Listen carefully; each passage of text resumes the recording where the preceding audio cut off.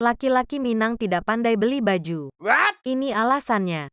Waktu kecil baju dipilihkan oleh ibu. Semuanya ibu yang atur. Ibu yang pilih.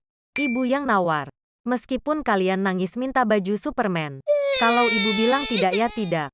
Setelah dewasa kalian sudah bisa beli baju sendiri.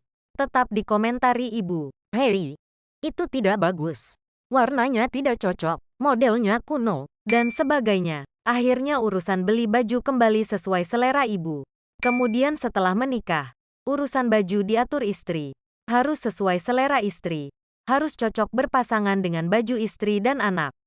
Selain karena memang uang dipegang dan diatur istri. Alasan berikutnya adalah skill menawar laki-laki tidak sejago perempuan. Sehingga laki-laki terima saja apa yang dibelikan istri. Untung sekarang sudah bisa beli baju online. Jadi laki-laki bisa lebih mudah pilih baju sendiri. Istri, ini bagus tidak? Bagus.